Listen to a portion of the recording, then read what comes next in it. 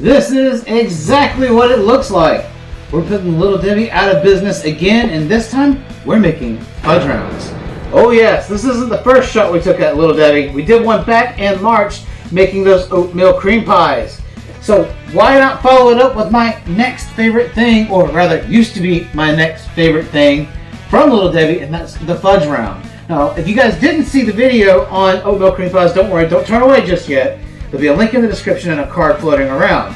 And just like the oatmeal cream pie situation, there's not a lot of videos out here on YouTube that really does it justice. But we're changing that today.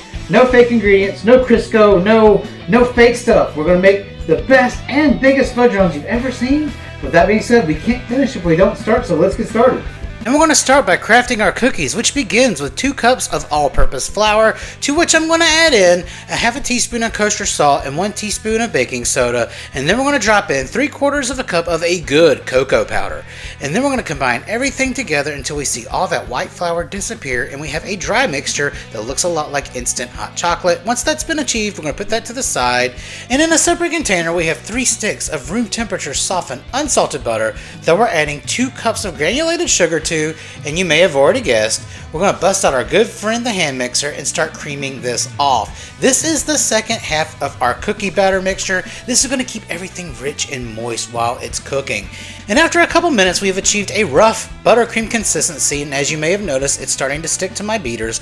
And then it's at this point we're going to add in a little bit of real vanilla extract, 1 teaspoon total, but we're going to be adding it in half teaspoon increments to kind of help alleviate the stress of the buttercream and add a little bit more moisture.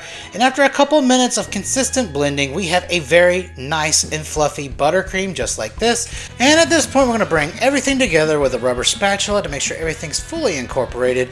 And at this point, it's time to start adding in our dry ingredients 1 cup at a time. And I used my hand mixer to kind of bring everything together, which was a very poor idea. And as you're about to see, as we're incorporating all of our dry ingredients in, I am covering everything, including my wife, on the couch with some of that chocolate powder.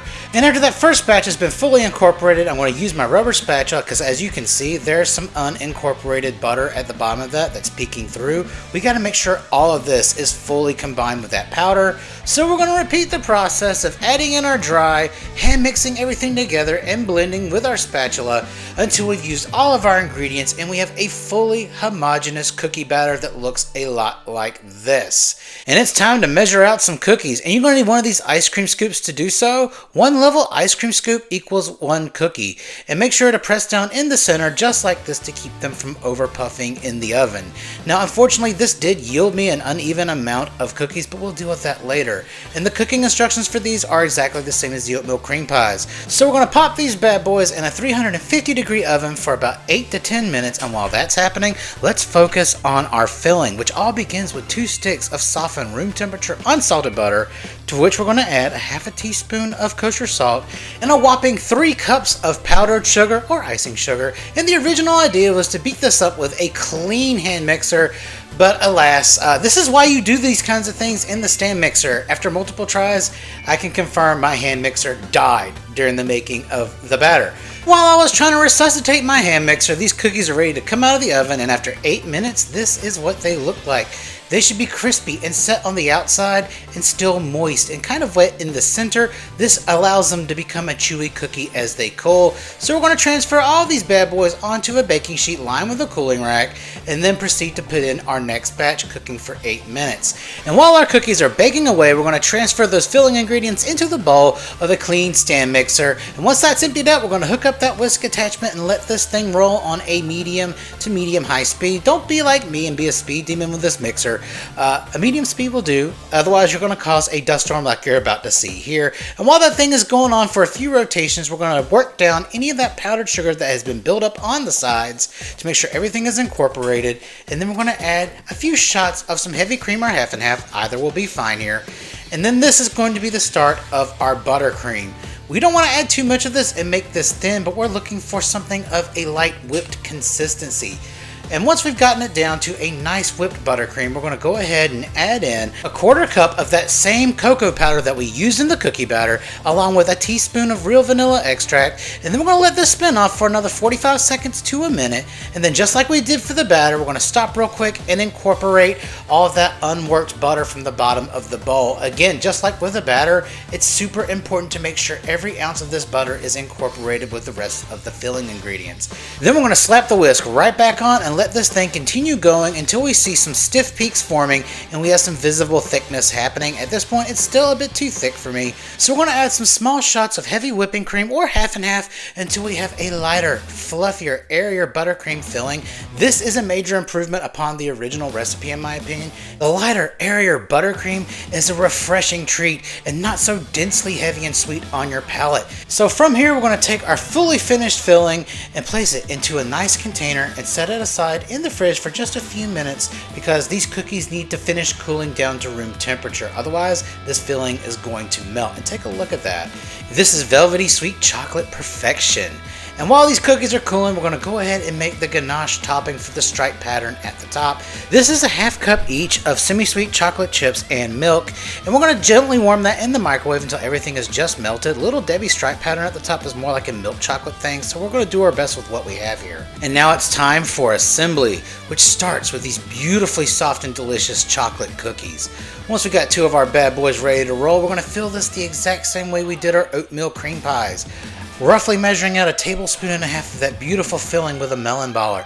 Then taking our second cookie, smashing and twisting it, making sure that filling goes the distance, and then we're going to repeat the process with the rest of our remaining cookies until we have some very sexy sandwiches.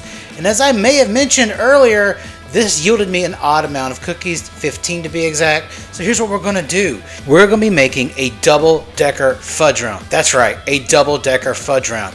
Like the ones you see at the checkout line at your local supermarket or gas station, loading up the same amount of filling on top of a finished sandwich, smashing an extra cookie on top, and this is an absolute monster. So the only thing left to do is to dazzle the tops of these bad boys with that iconic Little Debbie swirl using that chocolate ganache we made, shaking it out periodically because it does cool down quickly and thicken. And after everything is said and done and drizzled, we have 7 absolutely monstrous fudge rounds that'll send Little Debbie shaking in her boots. So let's give these bad boys a try. Alright guys, that's a wrap. And these take a little more work than the oatmeal cream pies we did a few months back, but it's totally worth it. And guys, take a look at the end result. We have some very nice looking fudge rounds. Look at this whole board of fudgy boys right here. And honestly, that cream filling that goes inside of these cookie pies, I guess you could say, is probably the best chocolate buttercream I've ever made in my entire life. It's incredibly flavorful. I've adjusted the recipe to where it's not too sweet, because the original recipe called for like 3 cups of powdered sugar, and that's just way too much. So this hits all the marks. It's rich, it's sweet, it's chocolatey, but let's find out. This is the oddball out, so this one's mine. This is the double-decker fudge round. Hold on. Before I make an entirely big mess, we're just going to cut it. And the other thing, I don't know if I mentioned it in my oatmeal cream pie video, is outside of,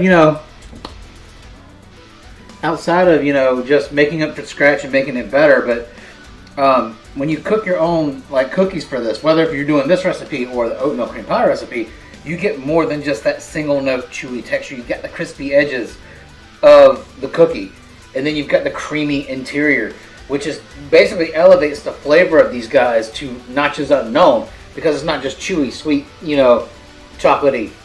You have more to it, and just more of everything really. So let's go ahead and try a bite of this.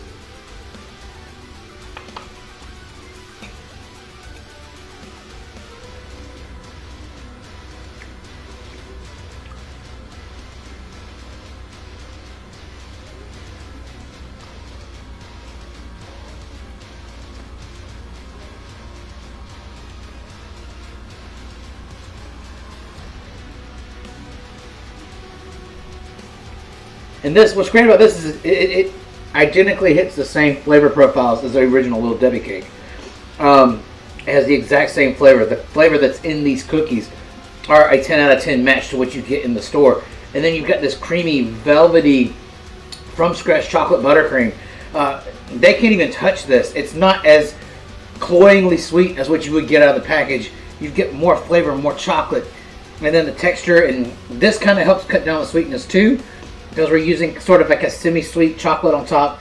That's the one thing I dislike about those Little Debbie fudge rounds or oatmeal cream pies. They leave that burn in the back of your throat. We didn't use any fake ingredients. We didn't use any shortening. Didn't use any corn syrups or artificial sweeteners. All this was made with simple ingredients, and I think this is going to be the best fudge round recipe you can get online. And if you like stuff like this or have another suggestion, please don't forget to comment down below, and always do not forget to like, share, and subscribe. The family's growing. Let me know what you want to see, and I'll see you in the next video. Have a great night.